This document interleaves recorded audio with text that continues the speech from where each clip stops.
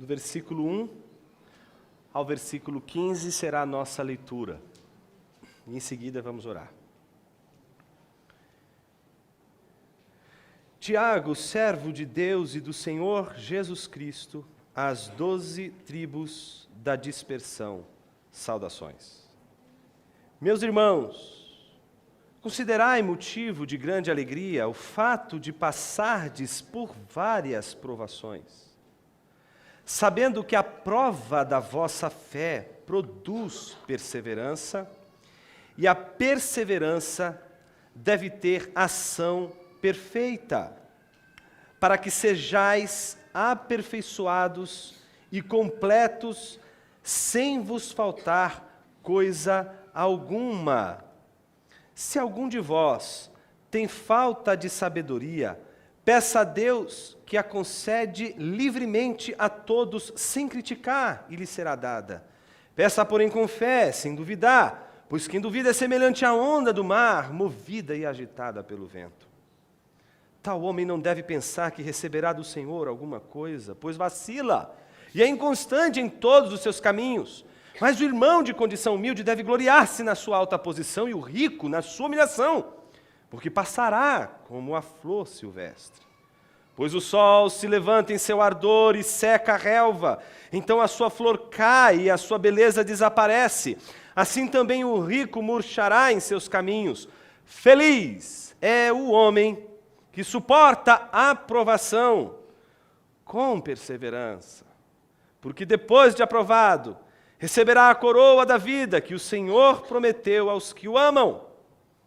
Quando tentado, ninguém deve dizer, sou tentado por Deus, pois Deus não pode ser tentado pelo mal e a ninguém tenta. Mas cada um é tentado quando atraído e seduzido por seu próprio desejo. Então, o desejo, tendo concebido, dá à luz o pecado, e o pecado, após se consumar, gera a morte. Oremos. Senhor Deus, fala conosco através da Tua palavra, pela iluminação do Teu Espírito. Que na iluminação do Teu Espírito possamos compreender o que o texto diz e descobrir a centralidade do Evangelho de Cristo Jesus, anunciada por Ele a nós hoje, no lugar onde nos encontramos. Nos abençoe, assim oramos, em nome de Teu Filho Jesus. Amém. Qual Tiago escreveu a epístola de Tiago?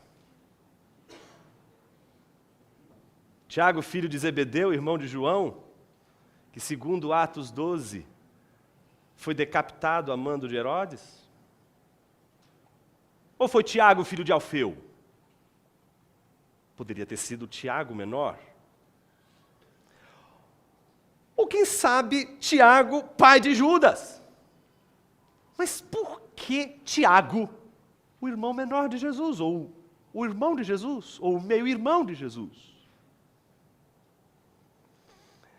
Parece que muitos estudiosos, ancorados não só na sua pesquisa, mas também na grande tradição da igreja, parecem enxergar que o único autor plausível para esta epístola seja exatamente Tiago, o irmão de Jesus, ou o meio-irmão de Jesus, como alguns preferem chamar.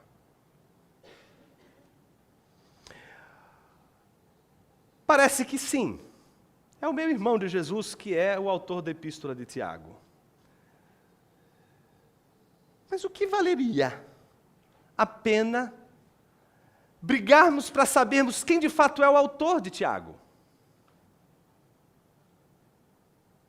Há alguns relatos sobre Tiago, o meio-irmão de Jesus, que são interessantíssimos. Um deles, talvez o mais antigo e o mais importante, é encontrado numa das fontes da história da igreja mais importantes, fonte primária, que é o famoso História Eclesiástica ou História da Igreja de Eusébio de Cesareia. Nesse importante documento histórico da igreja, há um relato muito bonito, feito por um dos discípulos de Jesus, dos discípulos dos apóstolos. Então, trata-se ali daquela geração que segue a dos apóstolos, que é chamado de Egésipo. E o Egésipo faz um relato de Tiago muito interessante. É por meio do relato dele que sabemos que Tiago era não só chamado, não é, de Tiago, o meu irmão de Jesus, mas Tiago o justo. Ele conta que Tiago, ele era o bispo da igreja de Jerusalém, foi eleito o primeiro pastor daquela igreja. Todos amavam aquele pastor. E não era de se esperar outra reação com relação a esse bispo, que segundo Egésipo, diariamente seguia para o templo, porque até então os cristãos ainda não tinham sido expulsos da sinagoga, como Jesus outrora havia anunciado que um dia isso aconteceria.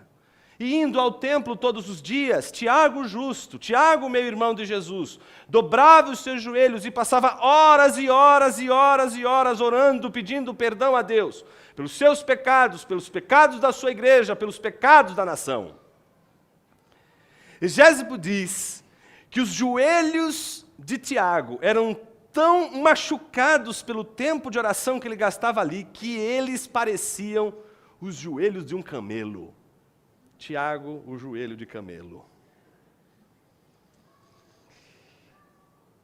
Era um homem de oração, era um homem que amava a igreja, e era um homem comprometido com o Evangelho. Tão comprometido que os judaizantes da época, em especial a classe dos sacerdotes e dos fariseus, entraram no embate com Tiago, pedindo que Tiago voltasse atrás nas suas declarações sobre Jesus como sendo exatamente a figura que realiza a missão do Messias tão esperado pela nação. Mas Tiago, comprometido com a veracidade do Evangelho, comprometido com a verdade do Evangelho, não pestanejou, continuou anunciando o Evangelho, pelo que foi condenado pelos sacerdotes e fariseus ao apedrejamento. Arrastaram Tiago ao telhado do templo, cerca de 30 metros de altura, e jogaram ele lá de cima. Por incrível que pareça, ele não morreu, mas estava muito machucado, desvanecido. Mas sabe o que ele fez? O que ninguém esperava. Ele se vira e, com aqueles joelhos de camelo, dobra novamente os seus joelhos. E enquanto ele ora, dizendo: Pai, não imputes sobre eles o pecado que ora cometem, mas usando as mesmas palavras de Jesus, perdoa-lhes, porque não sabem o que fazem. Enquanto dizia isso, as pedras vinham de todos os lados, acertavam todas as partes do seu corpo, cortavam sua carne, até que do meio da turba surge um lavadeiro que tinha um bastão na sua mão. O bastão que ele usava para bater roupa é o bastão que ele usou para bater em Tiago até o seu último suspiro. E foi assim que Tiago morreu. Que impressionante. Não o fato de alguém passar por provação, não o fato de alguém passar por uma dificuldade tão terrível. Que impressionante alguém orar numa hora como essa. De onde vem isso? De onde vem essa força? De onde vem essa consciência? De onde vem essa vontade de, na hora em que tudo está virado do avesso, onde não há mais esperança, o sujeito ora? Não há como a gente ler passagens como essa da história de Tiago e não lembrar, por exemplo, de um dos heróis da sabedoria bíblica, que é Jó. A Bíblia diz em Jó, capítulo 1, versículos 20 a 22, que Jó, no momento em que tornou-se ciente de toda a desgraça que havia caído sobre sua casa, sobre seus filhos, sobre seus bens, a Bíblia diz que ele dobrou os seus joelhos, ele orou a Deus e não imputou a Deus culpa alguma. De onde vem isso? De onde vem essa força? De onde vem essa vontade? De na hora da tribulação, de na hora da provação, na hora daquilo em que a gente não espera, que é o imponderável, que é o inesperado, aquilo que não está no nosso plano, aquilo que quebra o nosso plano e que nos coloca em situações extremamente complicadas na vida, o que é que nestas horas nos faz dobrar os joelhos para orar? E mais, o que nos faz orar, mesmo sabendo que nossas orações não vão nos livrar, como foi o caso, por exemplo, de Jesus, que antes de entregar seu corpo para ser dilacerado na cruz, dobrou os seus joelhos e no jardim das aflições orou, mesmo sabendo que não poderia dizer: Pai, livra-me desta hora, porque sabia que foi para isto que ele veio. De onde vem isso? É sobre isso que a gente vai falar hoje. Esse texto que a gente acabou de ler, ele é fruto de uma reflexão de Tiago. Não sabemos se é Tiago, o irmão de Jesus. Eu acredito que seja. Eu acredito que a grande tradição da igreja tem razão. Eu acredito que os estudiosos têm razão quando dizem que não poderia ser o apóstolo de Jesus, exatamente porque ele morre numa situação muito antes daquela situação prevista em tudo aquilo que a carta de Tiago vai apresentar e conforme a gente vai ver ao longo dessas exposições neste livro. Mas independentemente de sabermos se é Tiago ou não, uma coisa a gente precisa saber, que a pessoa que escreveu essa carta, o autor desta carta, era alguém que sabia muito bem o que significa provação. E ele orquestra toda a sua reflexão com base na consciência da sua experiência sobre o que é a provação na vida daqueles que foram alcançados pelo Evangelho. Quando a gente lê essa carta, a primeira coisa que a gente descobre é que o autor Tiago escreveu para uma igreja marcadamente constituída de judeus que se convertem ao cristianismo, mas eles estão enfrentando uma espécie de provação, uma espécie de dificuldade. E ao que tudo indica, eles não estão sabendo lidar muito bem com isso. Eles estão passando por provações, mas os seus joelhos não estão dobrando. Eles estão passando por aflições, mas eles não estão crendo no Senhor. Eles estão passando por tribulações, mas eles não oram. Eles estão passando por tribulações, mas falta-lhes sabedoria. Porque a sabedoria que lhes falta não é a sabedoria que os leva a entender que Jesus Cristo fez tudo por eles, mas a sabedoria que os deveria fazer entender como reagir diante do mal, do dia não esperado. Ações refletem planejamento, como diz Ronaldo Lidório, mas só reações podem ser capazes de refletir caráter. Se você quer conhecer alguém, não conheça alguém com base em seus planejamentos, porque está tudo orquestrado. Se você quer saber quem é alguém, você só vai descobrir quem é este alguém no imponderável. Quando algo fora do script acontece, e aí o que aflora é a natureza. É na hora da provação de nossas vidas que você descobre quem você é, que você descobre que tipo de pessoa você é. Você vai saber quem você realmente é quando a tribulação lhe sobrevier.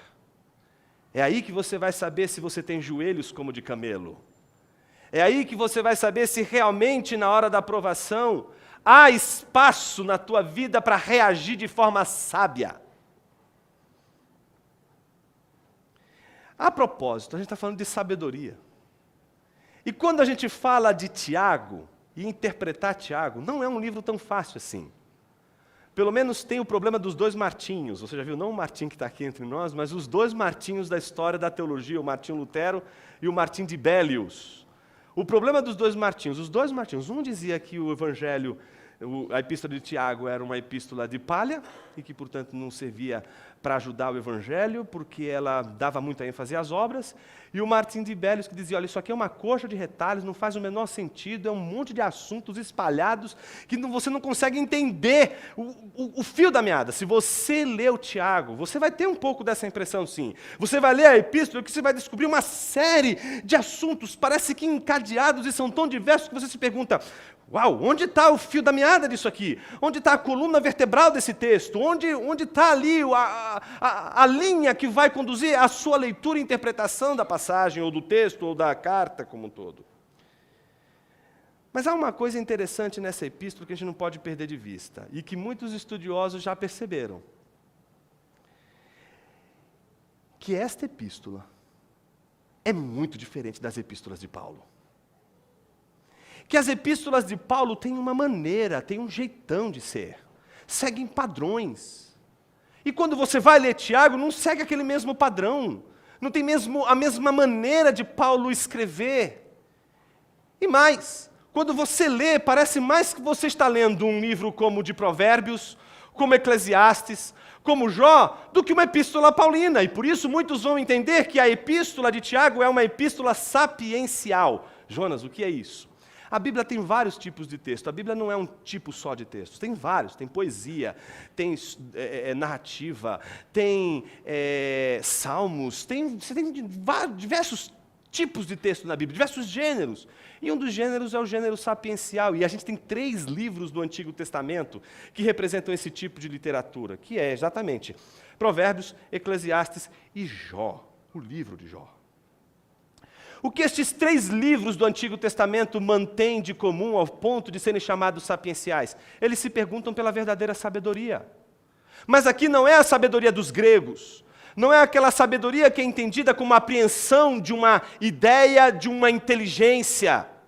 Mas aqui se trata da sabedoria prática, se trata da frônese, se trata da prudência, se trata da sabedoria que tem implicação nas reações com relação ao imponderável, com relação àquelas situações da vida que são aparentemente contraditórias. Então os livros sapienciais são aqueles que têm como tema o problema da sabedoria. Por isso você vai ver no livro de Jó uma preocupação enorme sobre a sabedoria, o que é a sabedoria. Em Provérbios a mesma coisa, Eclesiastes a mesma coisa. E parece que em Tiago vemos também a mesma coisa, só para você ver e perceber isso no próprio texto. Abra sua Bíblia, por exemplo, em Jó capítulo 28.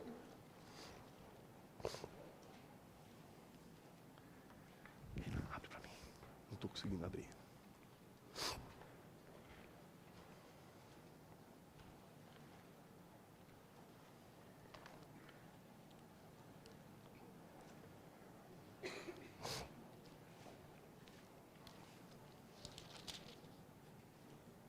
Veja só o que diz os versículos de 12 a 28. Mas onde se achará a sabedoria? E onde está o lugar do entendimento? O homem não sabe quanto vale a sabedoria. Ela não se encontra na terra dos viventes. O abismo diz, não está em mim. E o mar diz, não está comigo. Não pode ser comprada com ouro fino, nem será trocada a peso de prata. Nem pode ser avaliada em ouro fino de Ofir, nem em pedras preciosas de berilo ou safira. Ou o ouro ou o cristal não se podem comparar com ela, nem se pode trocá-la por joias de ouro fino. Não se fará menção de coral nem de jaspe, porque a aquisição da sabedoria é superior à das pérolas. O topázio da Etiópia não se igualará a ela, nem pode ser comprada com ouro puro. De onde então vem a sabedoria? Onde está o lugar do entendimento? Está encoberta aos olhos de todo vivente, oculta às aves do céu. O Abadom e a morte dizem, ouvimos rumores sobre ela. Deus conhece o seu caminho, só Ele sabe onde ela fica. Pois perscruta até as extremidades da terra. Sim, ele vê tudo que há debaixo do céu. Quando regulou a força do vento e fixou a medida das águas, quando estipulou leis para a chuva e caminho para o relâmpago dos trovões, então viu a sabedoria e a manifestou, estabeleceu-a e esquadrinhou, aí disse ao homem: o temor do Senhor é a sabedoria, e o afastar-se do mal é o entendimento. Então, deixa o seu dedinho aí marcado em Jó e você vai pular comigo hoje de Tiago a Jó o tempo todo. Vai lá agora para Tiago, capítulo 3.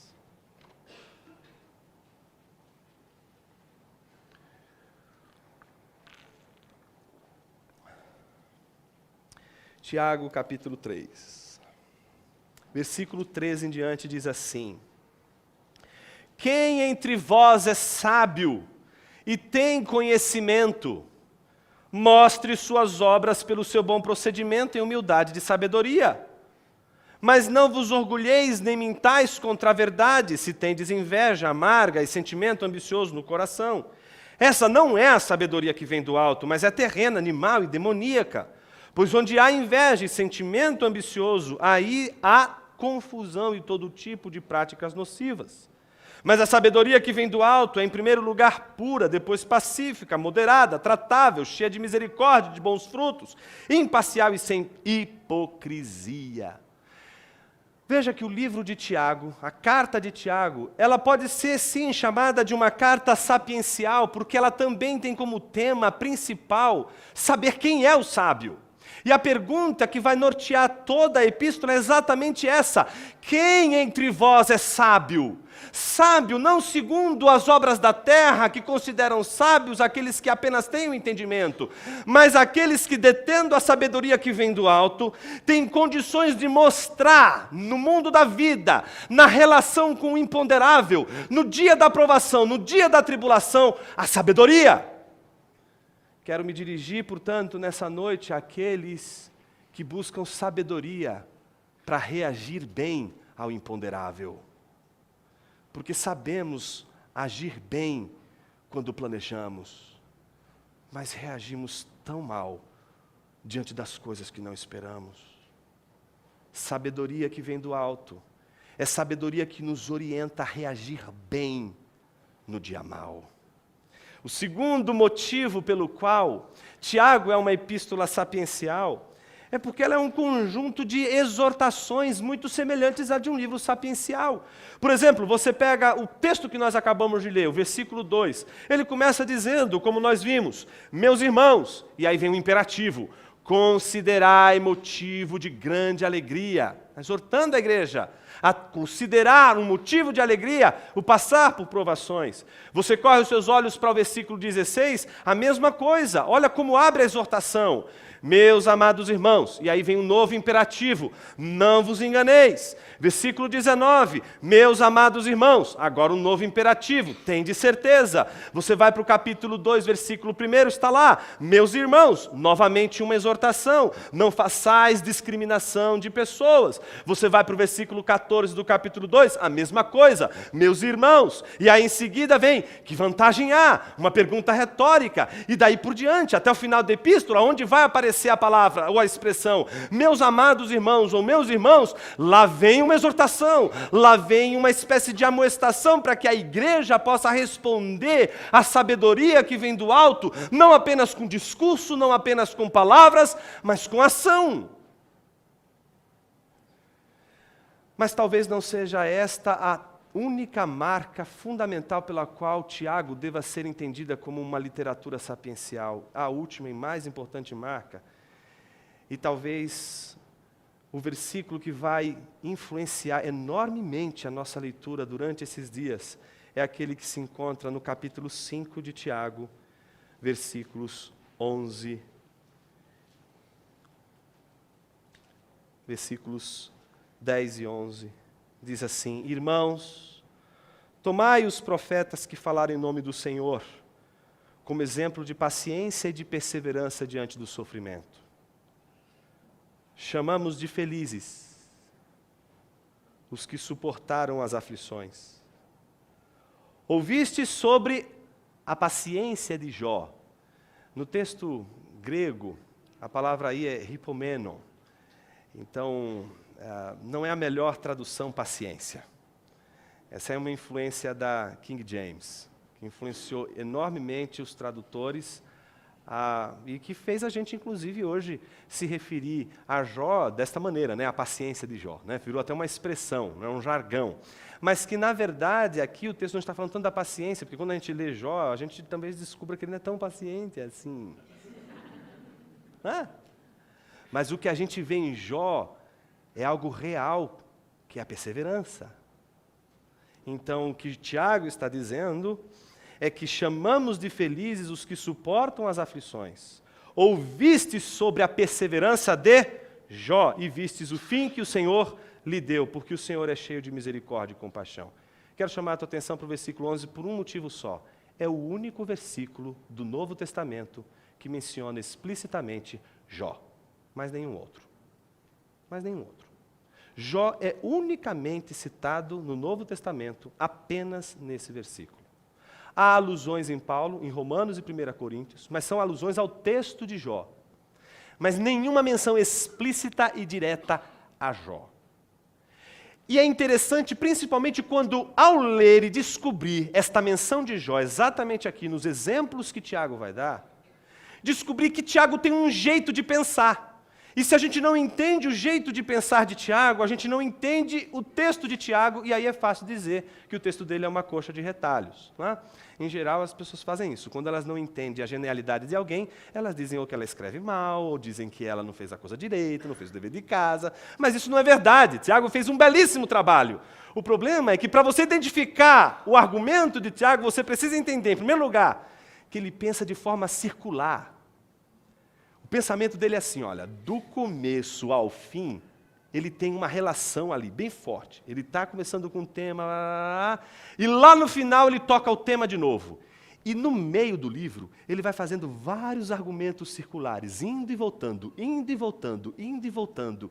E é essas idas e essas voltas todas que ele vai dando no texto que a gente precisa prestar atenção, porque é elas que vão nos orientar formalmente, estruturalmente na interpretação do texto.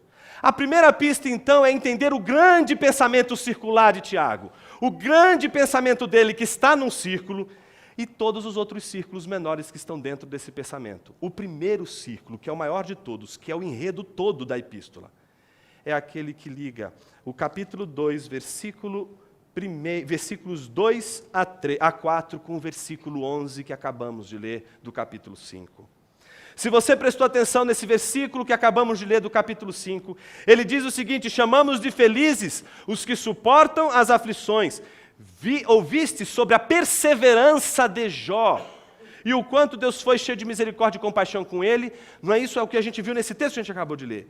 Quando a gente volta lá para o começo, a gente vê novamente o mesmo assunto que foi tratado no início, sendo concluído no final. E que assunto é esse? Exatamente o que acabamos de ler. Meus irmãos, considerai motivo de grande alegria o fato de passardes por várias provações, sabendo que a prova da vossa fé produz perseverança, e a perseverança deve ter ação perfeita, para que sejais aperfeiçoados e completos, sem vos faltar coisa alguma. Pronto, aqui começa a nossa história com Tiago. O primeiro passo é refletir sobre a alegria no meio da provação e a evidência que nos mantém perseverantes e aprovados diante da provação, que vai ser retomada no final de toda a epístola, exatamente como uma espécie de orientação de Tiago. E aqui uma suspeita muito forte desse texto, com base naquela ideia de que a gente tem uma visão chamada também de periférica. Não é? As mulheres têm mais essa visão do que os homens. Não é? A visão periférica é aquela visão que acontece aqui. Ó. Você não precisa ver o que está acontecendo aqui, você sabe. O homem só consegue ver o que está na frente dele. Ele não tem visão periférica. Minha esposa diz, por exemplo, que eu me perco numa reta. Então, a visão periférica é a capacidade que a pessoa tem de enxergar as coisas que estão diante, na sua cara, e as que estão acontecendo aqui, mas não estão na sua cara, mas sabe o que está acontecendo. Por isso, muito cuidado com quem tem visão periférica. Eu acredito, meus irmãos, que na visão periférica de Tiago está o livro de Jó, do começo ao fim. E o que eu quero provar para você ao longo de todas as nossas exposições é que a cada passo que Tiago vai dar, refletindo sobre os pontos que ele precisa cuidar e tratar, o livro de Jó está ali, o tempo todo como orientador. Comecemos, por exemplo, com o primeiro argumento dele. Ele diz: meus irmãos, considerai motivo de grande alegria o passardes por várias provações. Óbvio, não? Claro que não! Isso não é óbvio! Quem aqui considera como motivo de alegria o passar por provação? Você é um masoquista? Sádico? Não! Isso não é óbvio! Isso tem que te escandalizar. Você tem que parar o texto e falar assim: não! Você tem que brigar com o Tiago agora. Não, 1000 vezes não! Eu não quero passar por provação. Eu não quero passar pela tribulação. Imagina ser alvejado por pedras de todos os lados depois de ser lançado de um telhado e ainda apanhar até a morte com um bastão de um lavadeiro. Imagina como considerar motivo de alegria ao passar por provações. Isso não é óbvio. Não poderia ser. Nenhum ser humano quer passar por provação. Mas o escândalo de Tiago é ele abrir a sua epístola para um monte de gente que não quer passar por provação, que só vive reclamando das provações e das tribulações, que querem se livrar a todo custo das tribulações. Ele abre essa epístola dizendo para eles: pois é, gente, considere motivo de alegria o fato de passar por elas. O pastor que começasse uma igreja com um sermão desse, talvez não teria um longo exercício nessa igreja. Ou não, porque depende da igreja. O curioso é que tudo muda de figura quando a gente entende que talvez, na visão periférica de Tiago, não esteja somente um livro de sabedoria como Jó, mas esteja o maior de todos os sermões pregados na face da terra. O sermão pregado por aquele que se fez carne, o Deus encarnado, o Sermão da Montanha, que começa o sermão dizendo: felizes, felizes, alegres, macários, usando a mesmíssima palavra. Felizes os que são humilhados, felizes os que são injustiçados, felizes os pobres de espírito, felizes os injustiçados. É assim que o sermão de Jesus começa. Mas que felicidade é essa? Não é eudaimonia. Os gregos tinham uma palavra para felicidade, e essa palavra era eudaimonia. Eudaimonia é a felicidade dos pagãos. E que felicidade é essa? É aquela felicidade incompatível com a tribulação. É a felicidade incompatível com a provação. É a felicidade que os pagãos, de alguma forma, concebem sobre a vida, dizendo o seguinte: se eu estou passando por provação, não posso ser feliz. Só posso ser feliz se não estiver passando por provação, porque é impossível ser feliz e tribulado ao mesmo tempo. A eudaimonia é uma espécie de utopia da felicidade, postergada para um futuro, como uma espécie de busca o tempo todo, na esperança de que um dia, esse momento de ausência, de total sofrimento vai chegar. Mas a felicidade de Cristo Jesus não é eudaimonia. Não é a felicidade plena. A felicidade que Jesus nos ensina é aquela que vem acompanhada exatamente da necessidade das provações. E isso gera um choque. Porque a pergunta que você faz é essa: como posso ser feliz no meio da tribulação? Eu me lembro quando eu estudava direito, isso pode ser ambíguo, um professor de teoria geral do Estado, agnóstico, ele tinha feito a seguinte afirmação: não existe felicidade plena.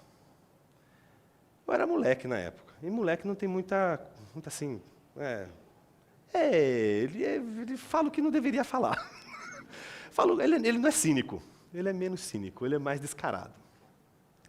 E eu cheguei e disse assim: professor, eu discordo, mas eu estava com gaiatice, não era tipo o intelectual dizendo eu discordo. Não, estava com gaiatice. Ele disse: por favor, doutor, demonstre seus argumentos. Eu disse assim: porque eu sou uma pessoa plenamente feliz.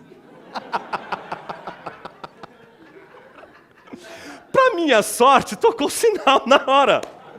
Fui embora, fui com os meus amigos, fui tomar um café. De repente, Era o professor. Aí estava com um cigarro, apagou, vamos conversar um pouco. Eu não vou contar para você a conversa toda, porque eu nem lembro de toda a conversa.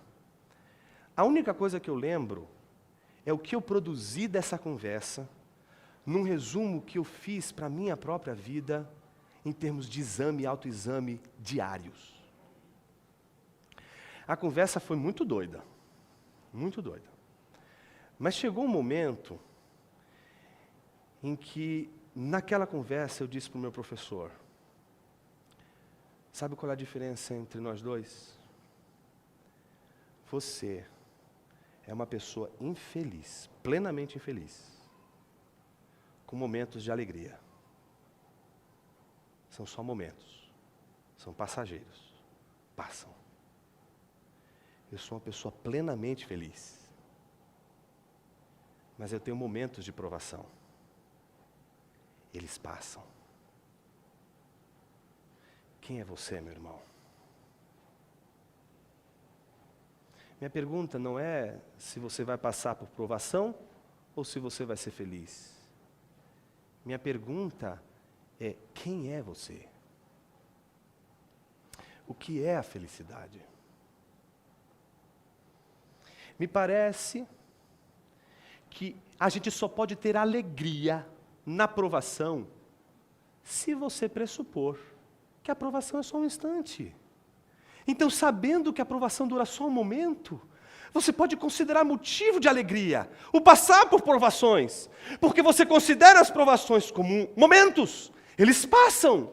Mas se sua vida for o inverso, se sua vida for marcada por uma tristeza profunda, por uma completa distopia, por uma completa separação, ruptura com tudo que é de mais incrível neste mundo, que é Deus e sua palavra, como você poderá ter esperança de que um dia a aprovação vai passar, se a sua vida é a aprovação? E se o que você experimentou até hoje só são picos de alegria, momentos de felicidade que num dia vem, no outro vai embora?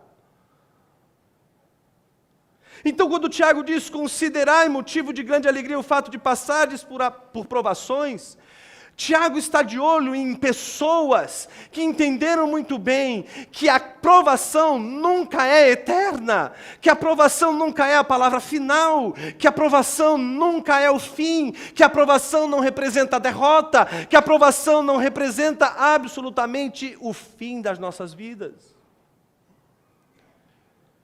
O problema é que na hora da provação, a maneira como a gente reage vai revelar quem nós somos. Como você reage à provação, você vai responder à pergunta: quem é você?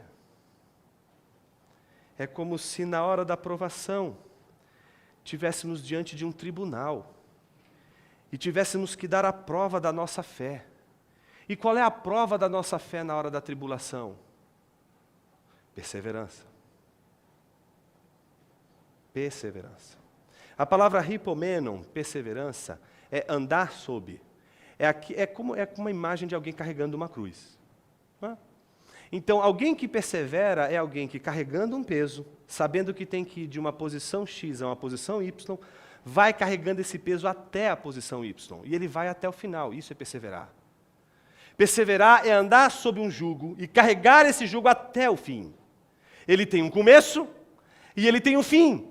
A perseverança, portanto, é a experiência daquele que no começo da tribulação, que dura um instante, permanece debaixo dela até o fim dela, perseverando, crendo, confiando em Deus, sabendo que Deus sabe todas as coisas, mesmo que você não entenda todas as coisas, mesmo que você não entenda o porquê de tanto sofrimento e de tanta provação. O texto é interessante porque ele vai encadeando, parece que 4 elementos. Não é? Considerai motivo de alegria, passardes por provação, não é? Entendendo que a vossa fé produz uma prova, é a aprovação disso, né? A ideia de que você foi confirmado. E essa confirmação, está manifesta exatamente na perseverança. Então, alegria, a provação, a própria A aprovação e a perseverança são esses 4 elementos que Tiago está trabalhando nesse início da epístola. E ele vai contrapor com o seguinte: por quê? Ele está fazendo uma pergunta. E a pergunta é: quem entre vós é sábio? E a primeira pista para sabermos quem é uma pessoa sábia é a perseverança. Sábio é aquele que considera motivo de alegria passar por provações, provando pela sua fé em Deus a sua perseverança. O contrário do que é o sofós, o sábio, é o dipsikos. O dipsikos, ele aparece aí no texto, lá no versículo 7 e 8, quando diz assim: tal homem não deve pensar que receberá do Senhor alguma coisa, pois vacila e é inconstante em todos os seus caminhos. Esse pois vacila é dipsikos, é o homem com a mente, com a psique dividida. Como que a gente entende uma pessoa dividida? O contrário do sofós. É explicado exatamente pelos versículos 5 e 6, os anteriores. Se algum de vós tem falta de sabedoria, ou seja, que não consegue considerar motivo de alegria ao ter que passar por provação e etc, etc. Se alguém se encontra assim nesta situação, portanto, peça a Deus que a concede livremente a todos sem criticar, e lhe será dada. No entanto, veja o que diz o versículo 6, peça, porém, com fé, sem duvidar, porque a dúvida duplica, a dúvida divide, a dúvida faz a mente dividir-se, a dúvida faz a mente ser partilhada, a dúvida faz você ficar dividido entre 2 senhores, a dúvida faz você ficar dividido entre confiar no Senhor e descansar nele na hora da tribulação e tentar fazer alguma coisa, tentar fazer algo para resolver a situação. A dúvida te divide, te impede de confiar no Senhor e de se alegrar na hora da provação. A mente dividida torna você semelhante à onda do mar, que move você de um lado para o outro, agitando você de um lado para o outro. Ela é instável, ela te torna instável. A sabedoria que vem do alto, a sabedoria que torna alguém sábio, é aquela que faz alguém constante, é aquela que faz alguém perseverante, é aquela que faz alguém debaixo da provação permanecer debaixo dela até o fim, sabendo que a provação vai passar. A não ser que você entenda que a provação é eterna. A menos que você entenda que a sua vida inteira é uma provação. Mas algo acontece no texto engraçadíssimo. Você percebeu do que a gente está falando? O sábio e o não sábio. O sofós e o dipsikos. Aquele que tem a mente íntegra e aquele que tem a mente dividida. Dali a pouco, no versículo 9, o que aparece? Mas o irmão de condição humilde deve gloriar-se na sua alta posição. Você fala assim, puxa vida, como assim? Está entendendo? Você fica perguntando, de onde veio isso aqui? Só vai fazer sentido esse texto se antes dele você lembrar uma passagem importantíssima que está em Jó capítulo 14.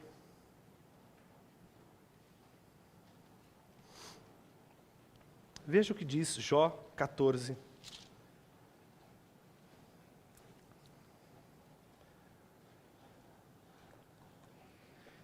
Versículos 1 e 2.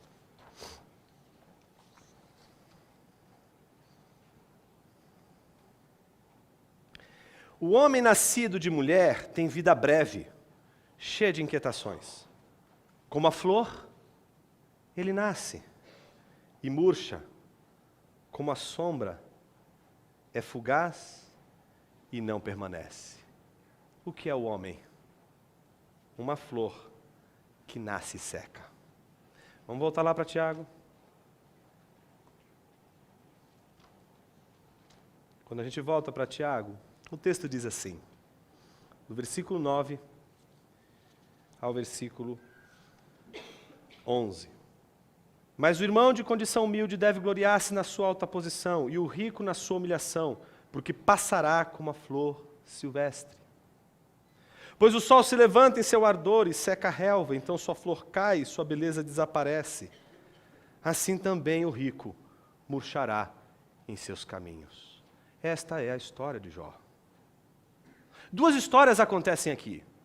A história de irmãos daquela igreja que eram pobres e se tornavam ricos. E o que Tiago está dizendo? Que eles deveriam se alegrar com isso. Em contrapartida, havia também naquela igreja cristãos ricos que perdiam tudo. Mas o que Tiago está dizendo que eles deveriam fazer? Que eles deveriam se alegrar.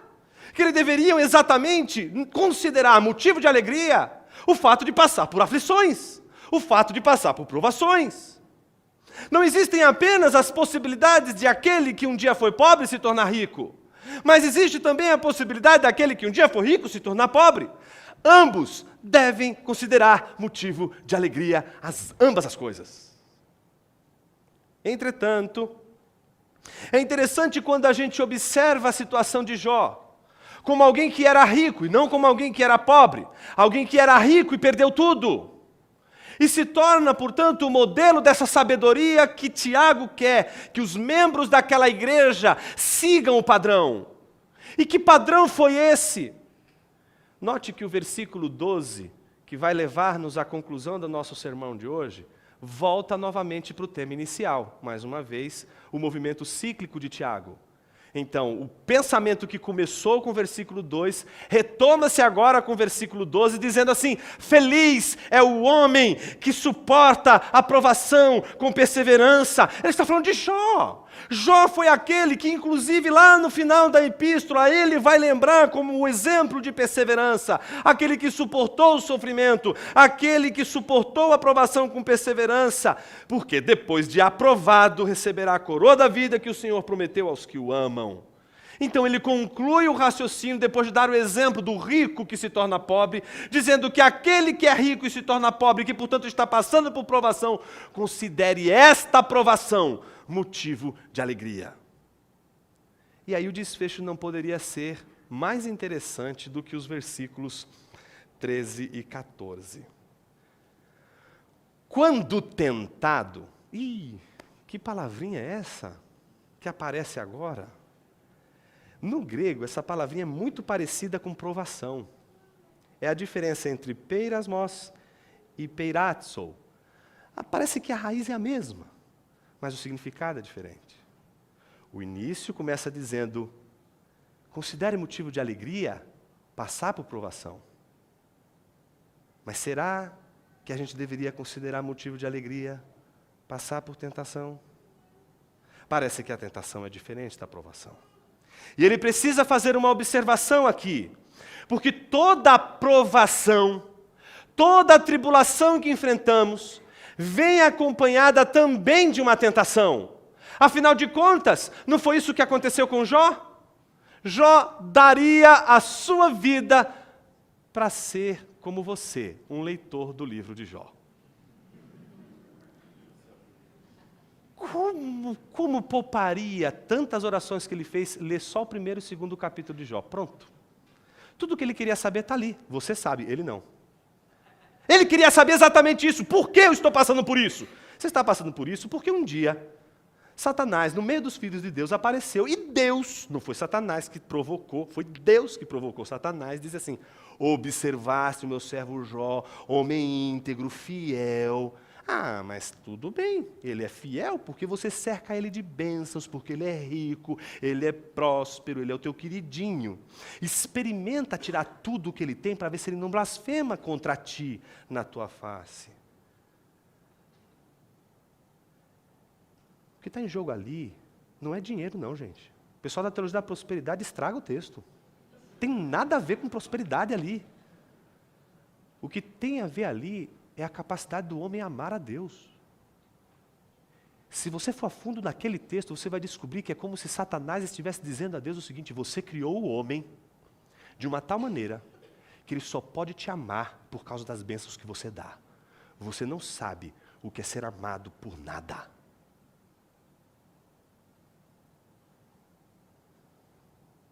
Então, Deus responde a Satanás o seguinte: vai, fere. Então Deus permite que Satanás faça o que ele fez, mas não lhe tire a vida. Qual é a reação de Jó diante do imponderável? Porque é imponderável isso, não é? Imagine você está lá nas suas coisas, na sua atividade normal, e o que menos se espera é que, por exemplo, um pai de família tenha vários filhos, e os filhos se reúnam sem que ele tenha que promover nada. Não é isso? Coisa mais esquisita do mundo. Hoje a gente, quando tem isso em família, é mais ou menos assim, né? Aquela avó que reúne todo mundo da família. O dia que a avó morre, pronto, ninguém mais se reúne. Jó não tinha esse problema. Não tinha motivo para isso. Ele tinha filhos que se amavam e não precisavam de um pretexto para se reunir. Eles estavam reunidos na casa do irmão mais velho. Imagine que Jó estava num dia comum e de repente tudo acontece. A casa cai sobre os seus filhos. Ele perde os seus bens, se torna pobre. Os teus planos vão revelar a tua ação. Mas é o imponderável que vai revelar o teu caráter. A Bíblia diz que naquela hora Jó reagiu de uma maneira muito diferente.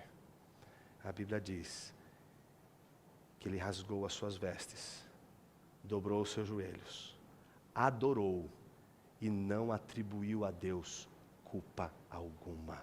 Olha como isso tem a ver exatamente com o versículo 13. Quando tentado, ninguém deve dizer sou tentado por Deus. Jó sabia que não era a tentação de Deus, que aquela tentação não vinha de Deus. Jó sabia que era Satanás contra ele. Uma coisa é a aprovação, outra coisa diferente é a tentação. Mas parece que toda tentação acompanha a aprovação.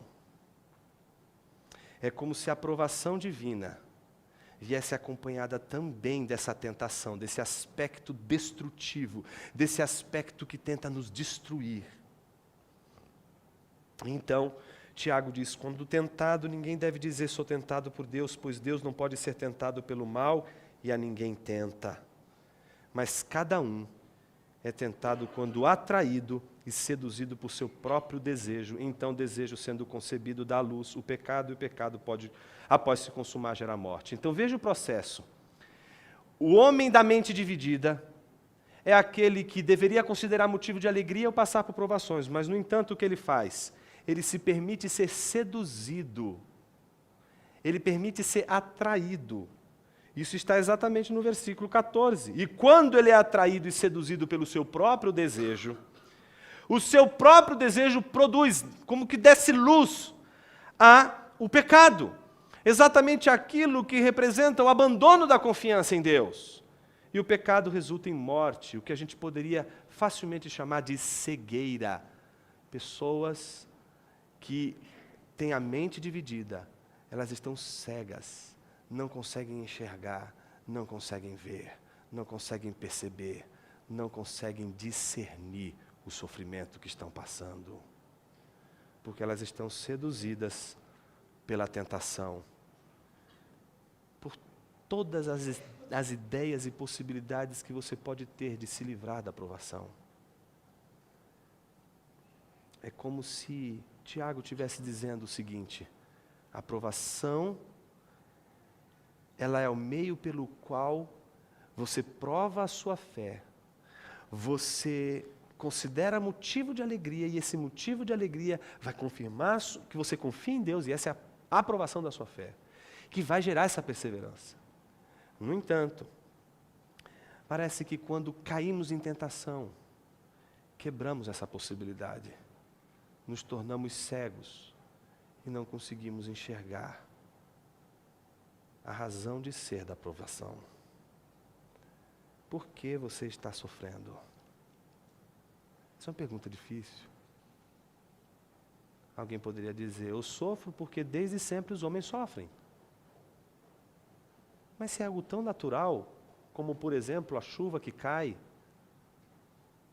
como tantas coisas que são tão comuns e a gente considera tão ordinárias, por que se espantar com o sofrimento se ele é tão normal? Por que permanecemos revoltados o tempo todo contra o sofrimento? Porque não conseguimos aceitar o sofrimento. Porque resistimos contra ele com todas as nossas forças. E porque acreditamos que Deus não está por trás dele. Porque entendemos que que o sofrimento é como se fosse algo contrário a nós e contrário a Deus, porque Deus tem que jogar no seu time. Quem disse que por trás do sofrimento não está o próprio Deus, que governa todas as coisas, e que, sabendo todas as coisas, nos permite o sofrimento como a possibilidade de provarmos não apenas que cremos nele, mas que amamos. Porque não foi isso que Jó fez. Jó não provou foi amor. O que Jó provou não foi exatamente que é possível alguém amar a Deus por nada. E se fizéssemos a última e derradeira pergunta do sermão de hoje, que é: quem é o maior de todos os sábios? Que resposta teríamos senão Jesus de Nazaré? Não seria Jesus o nosso maior sábio? Não seria Ele aquele que considerou motivo de alegria o passar por provações?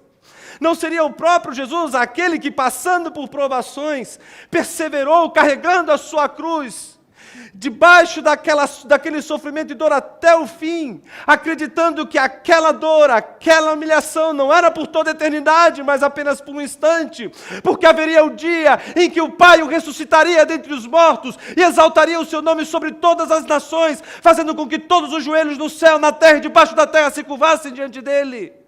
Não seria Jesus o sábio que tanto procuramos? O sábio que nos ensina a perseverar no sofrimento, acreditando que o sofrimento terá um termo. E mais, sabendo que o sofrimento não é apenas um movimento satânico, mas sobretudo um movimento divino.